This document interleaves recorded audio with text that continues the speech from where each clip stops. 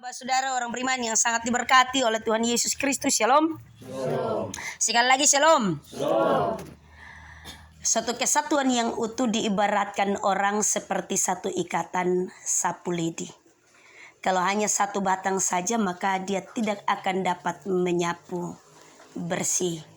Tetapi apabila ada dalam suatu ikatan yang utuh, maka ikatan itu tentunya akan menjadi kuat dan kokoh dan dapat membersihkan semua kotoran.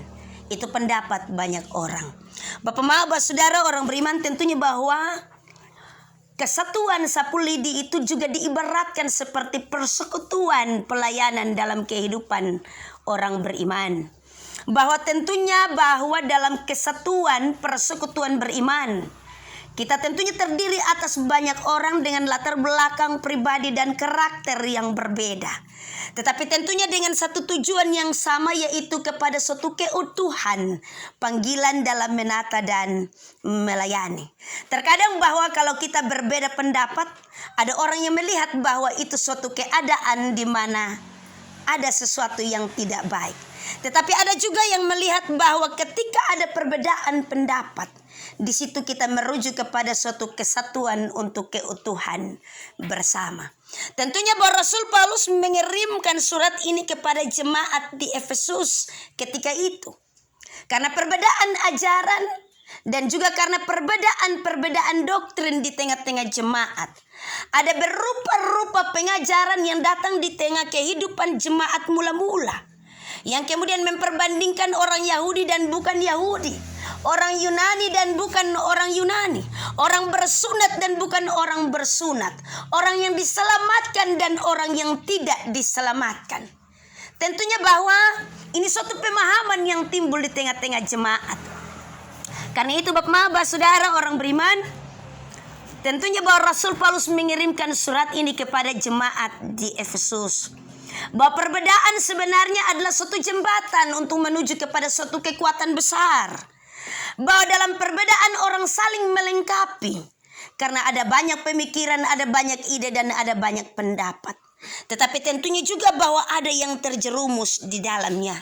Karena itu Rasul Paulus membawa jemaat-jemaat untuk ada dalam kesatuan dan melayani Kristus yang tentunya telah menjembatani manusia dengan Bapa di sorga. Yang tentunya bahwa karena kuasa dosa kita telah terpisah, tetapi melalui salib Kristus kita dibawa kepada suatu keutuhan dengan Allah Bapa dalam persekutuan sebagai partner sekerja, teman sekerja dalam pelayanan. Rasul Paulus mengarahkan jemaat di Efesus. Tentunya bahwa kembali konteks ini datang dalam kehidupan dan pelayanan kita. Dalam kehidupan berjemaat, dalam kehidupan persekutuan dalam pelayanan. Tentunya bahwa kita akan menemukan berbagai-bagai latar belakang yang kompleks yang berbeda. Dan tentunya bahwa ini akan membawa kita untuk kita memiliki suatu kekuatan yang besar. Bahwa dalam setiap perbedaan, dalam setiap pemahaman, kita dapat membangun persekutuan yang utuh. Rasul Paulus tentunya menggambarkan hal ini kepada jemaat di Filipi. Karena itu Rasul Paulus membawa jemaat-jemaat untuk kemudian melihat yang dibangun di atas dasar Rasul dan para nabi dengan Kristus sebagai batu penjuru. Artinya bahwa dalam hal ini Kristus saja yang telah meletakkan dasar bagi kita. Kristus yang telah meletakkan dasar bagi pelayanan. Kristus yang telah meletakkan dasar bagi persekutuan. Karena itu mari kita melihat dan berpijak kepada batu penjuri, yaitu Kristus. Dia adalah batu yang telah dibuang oleh tukang bangunan, kata firman Tuhan.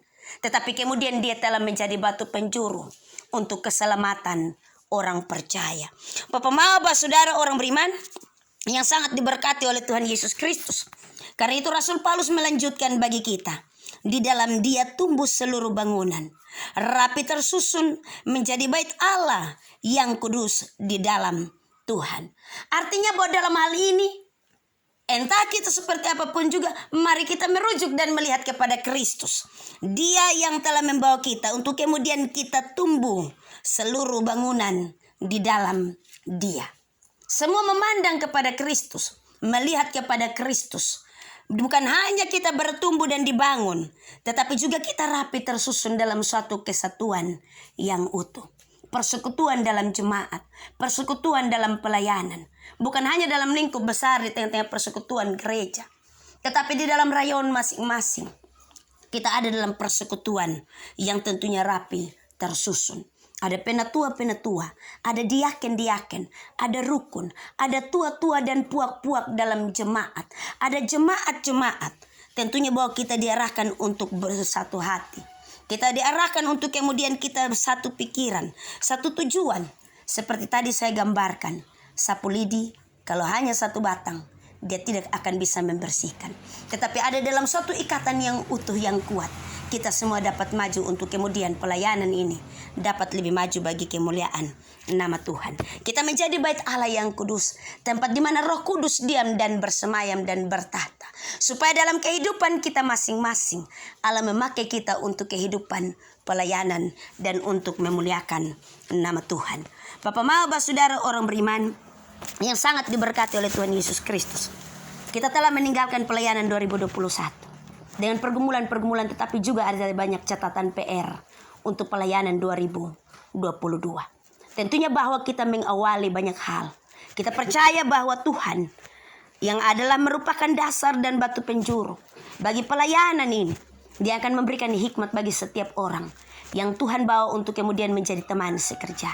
Dia akan memberikan roh dan kekuatan supaya dalam kelemahan kita dikuatkan. Dia juga akan memberikan rohnya untuk mempersatukan kita, sehingga di dalam Dia kita bergandengan tangan, kita bersatu hati, menata dan melayani. Di dalamnya Kristus dipermuliakan. Kiranya Tuhan yang mempunyai pekerjaan pelayanan, Dia yang membawa kita untuk kemudian kita dibangun di dalam Dia, dan di dalam Dia kita dituntun di dalam rohnya. Panggilan pelayanan 2022, kita akan berhadapan dengan banyak tantangan. Tetapi tentunya bahwa Kristus yang memanggil kita. Dia memanggil kita dengan suatu kekuatan persekutuan yang maha hebat. Dalam karya Roh Kudus yang bekerja di dalam diri kita masing-masing. Supaya di tahun ini kita melayani jemaat-jemaat. Tetapi juga kita melihat benar bahwa bukan hanya pemberitaan firman, tetapi kita sampai kepada kehidupan jemaat. Untuk bersama-sama kita menggumuli. Dan kiranya dalam kehidupan serta pelayanan kita, Tuhan dipermuliakan. Mari kita menatang pelayanan yang baru. Di tahun yang baru, tahun rahmat Tuhan, tahun 2022. Tentunya bahwa Allah mengaruniakan bagi kita masing-masing hikmat dan talenta, supaya melalui panggilannya kita semakin diteguhkan di dalam iman. Tuhan memberkati kita masing-masing dengan kasih karunia-Nya. Terpujilah nama Tuhan Allah kita. Amin.